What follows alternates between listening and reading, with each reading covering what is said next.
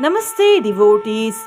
Pradosh is a very powerful day and a day that pleases Lord Shiva very easily. Today it is Pradosh that has come on Monday.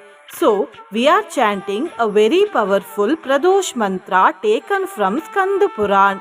This mantra, when heard today with devotion for complete 108 times in the morning and evening, increases wealth. Devotees will never face shortage of food in their life. Saubhagya will increase. All types of wealth, that is Ashtaishwarya, will be obtained and all worldly pleasures will be obtained. Listen to this mantra without fail today and comment as Om Namah Shivaya. Before listening to the mantra, if you are new to the channel, subscribe the channel, press the nearby bell icon and select all option. Nityam pravriddha dhanadhanya kalatra putra saubhagya sampadadikasta ihaiva loke.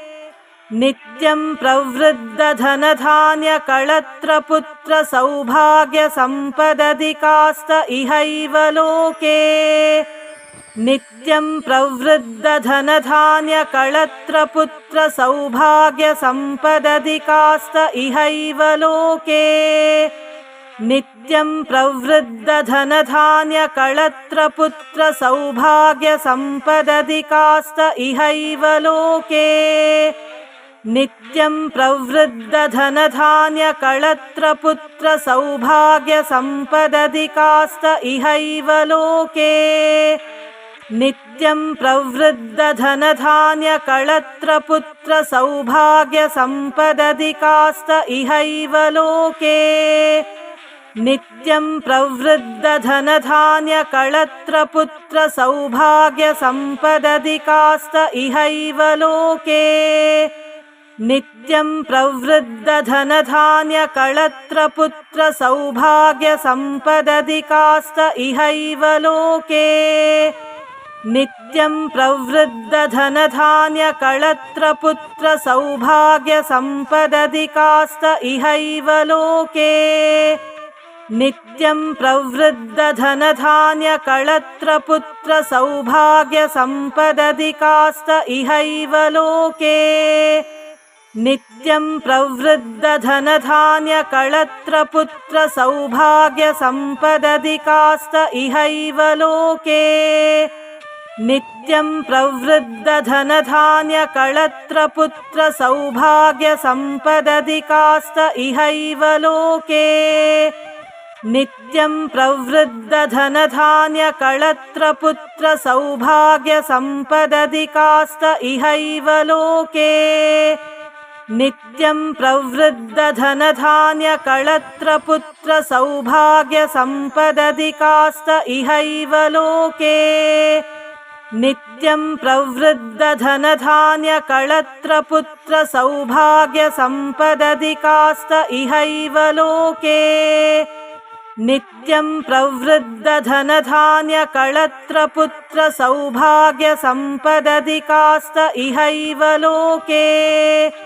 Nityam pravriddha dhanadhanya kalatra putra saubhagya sampadadikasta ihaiva loke. Nityam pravriddha dhanadhanya kalatra putra saubhagya sampadadikasta ihaiva loke. Nityam pravriddha dhanadhanya kalatra putra saubhagya sampadadikasta ihaiva loke. Nityam pravriddha dhanadhanya kalatra putra saubhagya sampadadikasta ihaiva loke. Nityam pravriddha dhanadhanya kalatra putra saubhagya sampadadikasta ihaiva loke. Nityam pravriddha dhanadhanya kalatra putra saubhagya sampadadikasta ihaiva loke. Nityam pravriddha dhanadhanya kalatra putra saubhagya sampadadikasta ihaiva loke. Nityam pravriddha dhanadhanya kalatra putra saubhagya sampadadikasta ihaiva loke. नित्यं प्रवृद्धधनधान्यकळत्रपुत्रसौभाग्यसम्पदधिकास्त इहैव लोके। नित्यं प्रवृद्धधनधान्यकळत्रपुत्रसौभाग्यसम्पदधिकास्त इहैव लोके। नित्यं प्रवृद्धधनधान्यकळत्रपुत्रसौभाग्यसम्पदधिकास्त इहैव लोके। नित्यं प्रवृद्धधनधान्यकळत्रपुत्रसौभाग्यसम्पदधिकास्त इहैव लोके। नित्यं प्रवृद्धधनधान्यकळत्रपुत्रसौभाग्यसम्पदधिकास्त इहैव लोके। नित्यं प्रवृद्धधनधान्यकळत्रपुत्रसौभाग्यसम्पदधिकास्त इहैव लोके। नित्यं प्रवृद्धधनधान्यकळत्रपुत्रसौभाग्यसम्पदधिकास्त इहैव लोके। नित्यं प्रवृद्धधनधान्यकळत्रपुत्रसौभाग्यसम्पदधिकास्त इहैव लोके। नित्यं प्रवृद्धधनधान्यकळत्रपुत्रसौभाग्यसम्पदधिकास्त इहैव लोके। नित्यं प्रवृद्धधनधान्यकळत्रपुत्रसौभाग्यसम्पदधिकास्त इहैव लोके। नित्यं प्रवृद्धधनधान्यकळत्रपुत्रसौभाग्यसम्पदधिकास्त इहैव लोके। नित्यं प्रवृद्धधनधान्यकळत्रपुत्रसौभाग्यसम्पदधिकास्त इहैव लोके। नित्यं प्रवृद्धधनधान्यकळत्रपुत्रसौभाग्यसम्पदधिकास्त इहैव लोके। नित्यं प्रवृद्धधनधान्यकळत्रपुत्रसौभाग्यसम्पदधिकास्त इहैव लोके। नित्यं प्रवृद्धधनधान्यकळत्रपुत्रसौभाग्यसम्पदधिकास्त इहैव लोके। नित्यं प्रवृद्धधनधान्यकळत्रपुत्रसौभाग्यसम्पदधिकास्त इहैव लोके। नित्यं प्रवृद्धधनधान्यकळत्रपुत्रसौभाग्यसम्पदधिकास्त इहैव लोके। नित्यं प्रवृद्धधनधान्यकळत्रपुत्रसौभाग्यसम्पदधिकास्त इहैव लोके। नित्यं प्रवृद्धधनधान्यकळत्रपुत्रसौभाग्यसम्पदधिकास्त इहैव लोके। नित्यं प्रवृद्धधनधान्यकळत्रपुत्रसौभाग्यसम्पदधिकास्त इहैव लोके। नित्यं प्रवृद्धधनधान्यकळत्रपुत्रसौभाग्यसम्पदधिकास्त इहैव लोके। नित्यं प्रवृद्धधनधान्यकळत्रपुत्रसौभाग्यसम्पदधिकास्त इहैव लोके। नित्यं प्रवृद्धधनधान्यकळत्रपुत्रसौभाग्यसम्पदधिकास्त इहैव लोके। नित्यं प्रवृद्धधनधान्यकळत्रपुत्रसौभाग्यसम्पदधिकास्त इहैव लोके। नित्यं प्रवृद्धधनधान्यकळत्रपुत्रसौभाग्यसम्पदधिकास्त इहैव लोके। नित्यं प्रवृद्धधनधान्यकळत्रपुत्रसौभाग्यसम्पदधिकास्त इहैव लोके। नित्यं प्रवृद्धधनधान्यकळत्रपुत्रसौभाग्यसम्पदधिकास्त इहैव लोके। नित्यं प्रवृद्धधनधान्यकळत्रपुत्रसौभाग्यसम्पदधिकास्त इहैव लोके।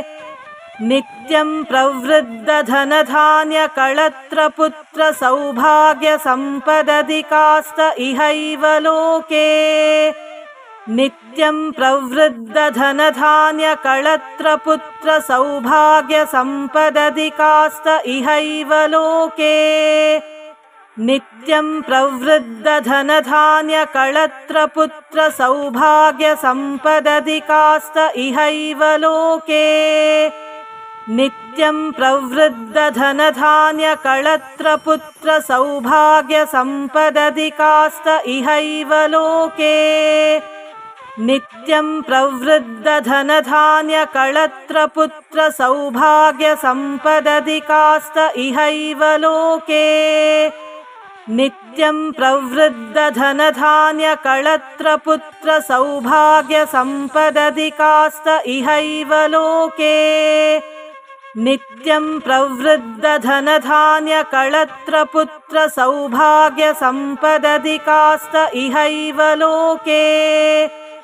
नित्यं प्रवृद्धधनधान्यकळत्रपुत्रसौभाग्यसम्पदधिकास्त इहैव लोके नित्यं प्रवृद्धधनधान्यकळत्रपुत्रसौभाग्यसम्पदधिकास्त इहैव लोके नित्यं प्रवृद्धधनधान्यकळत्रपुत्रसौभाग्यसम्पदधिकास्त इहैव लोके नित्यं प्रवृद्धधनधान्यकळत्रपुत्रसौभाग्यसम्पदधिकास्त इहैव लोके नित्यं प्रवृद्धधनधान्यकळत्रपुत्रसौभाग्यसम्पदधिकास्त इहैव लोके नित्यं प्रवृद्धधनधान्यकळत्रपुत्रसौभाग्यसम्पदधिकास्त इहैव लोके नित्यं प्रवृद्धधनधान्यकळत्रपुत्रसौभाग्यसम्पदधिकास्त इहैव लोके नित्यं प्रवृद्धधनधान्यकळत्रपुत्रसौभाग्यसम्पदधिकास्त इहैव लोके नित्यं प्रवृद्धधनधान्यकळत्रपुत्रसौभाग्यसम्पदधिकास्त इहैव लोके नित्यं प्रवृद्धधनधान्यकळत्रपुत्रसौभाग्यसम्पदधिकास्त इहैव लोके नित्यं प्रवृद्धधनधान्यकळत्रपुत्रसौभाग्यसम्पदधिकास्त इहैव लोके नित्यं प्रवृद्धधनधान्यकळत्रपुत्रसौभाग्यसम्पदधिकास्त इहैव लोके नित्यं प्रवृद्धधनधान्यकळत्रपुत्रसौभाग्यसम्पदधिकास्त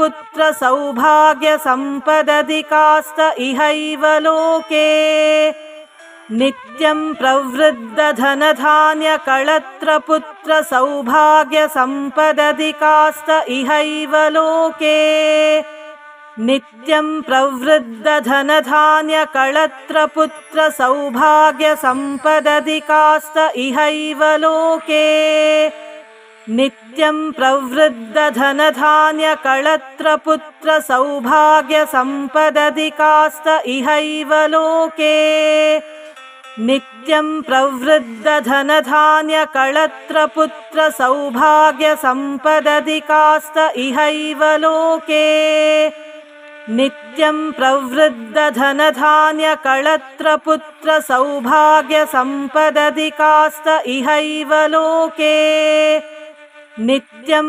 प्रवृद्धधनधान्यकळत्रपुत्रसौभाग्यसम्पदधिकास्त इहैव लोके नित्यं प्रवृद्धधनधान्यकळत्रपुत्रसौभाग्यसम्पदधिकास्त इहैव लोके नित्यं प्रवृद्धधनधान्यकळत्रपुत्रसौभाग्यसम्पदधिकास्त इहैव लोके नित्यं प्रवृद्धधनधान्यकळत्रपुत्रसौभाग्यसम्पदधिकास्त इहैव लोके नित्यं प्रवृद्धधनधान्यकळत्रपुत्रसौभाग्यसम्पदधिकास्त इहैव लोके नित्यं प्रवृद्धधनधान्यकळत्रपुत्रसौभाग्यसम्पदधिकास्त इहैव लोके नित्यं प्रवृद्धधनधान्यकळत्रपुत्रसौभाग्यसम्पदधिकास्त इहैव लोके नित्यं प्रवृद्धधनधान्यकळत्रपुत्रसौभाग्यसम्पदधिकास्त इहैव लोके नित्यं प्रवृद्धधनधान्यकळत्रपुत्रसौभाग्यसम्पदधिकास्त इहैव लोके नित्यं प्रवृद्धधनधान्यकळत्रपुत्रसौभाग्यसम्पदधिकास्त इहैव लोके नित्यं प्रवृद्धधनधान्यकळत्रपुत्रसौभाग्यसम्पदधिकास्त इहैव लोके नित्यं प्रवृद्धधनधान्यकळत्रपुत्रसौभाग्यसम्पदधिकास्त इहैव लोके नित्यं प्रवृद्धधनधान्यकळत्रपुत्रसौभाग्यसम्पदधिकास्त इहैव लोके नित्यं प्रवृद्धधनधान्यकळत्रपुत्रसौभाग्यसम्पदधिकास्त इहैव लोके नित्यं प्रवृद्धधनधान्यकळत्रपुत्रसौभाग्यसम्पदधिकास्त इहैव लोके नित्यं प्रवृद्धधनधान्यकळत्रपुत्रसौभाग्यसम्पदधिकास्त इहैव लोके नित्यं प्रवृद्धधनधान्यकळत्रपुत्रसौभाग्यसम्पदधिकास्त इहैव लोके नित्यं प्रवृद्धधनधान्यकळत्रपुत्रसौभाग्यसम्पदधिकास्त इहैव लोके नित्यं प्रवृद्धधनधान्यकळत्रपुत्रसौभाग्यसम्पदधिकास्त इहैव लोके नित्यं प्रवृद्धधनधान्यकळत्रपुत्रसौभाग्यसम्पदधिकास्त इहैव लोके नित्यं प्रवृद्धधनधान्यकळत्रपुत्रसौभाग्यसम्पदधिकास्त इहैव लोके नित्यं प्रवृद्धधनधान्यकळत्रपुत्रसौभाग्यसम्पदधिकास्त इहैव लोके नित्यं प्रवृद्धधनधान्यकळत्रपुत्रसौभाग्यसम्पदधिकास्त इहैव लोके नित्यं प्रवृद्धधनधान्यकळत्रपुत्रसौभाग्यसम्पदधिकास्त इहैव लोके नित्यं प्रवृद्धधनधान्यकळत्रपुत्रसौभाग्यसम्पदधिकास्त इहैव लोके नित्यं प्रवृद्धधनधान्यकळत्रपुत्रसौभाग्यसम्पदधिकास्त इहैव लोके नित्यं प्रवृद्धधनधान्यकळत्रपुत्रसौभाग्यसम्पदधिकास्त इहैव लोके नित्यं प्रवृद्धधनधान्यकळत्रपुत्रसौभाग्यसम्पदधिकास्त इहैव लोके नित्यं प्रवृद्धधनधान्यकळत्रपुत्रसौभाग्यसम्पदधिकास्त इहैव लोके नित्यं प्रवृद्धधनधान्यकळत्रपुत्रसौभाग्यसम्पदधिकास्त इहैव लोके नित्यं प्रवृद्धधनधान्यकळत्रपुत्रसौभाग्यसम्पदधिकास्त इहैव लोके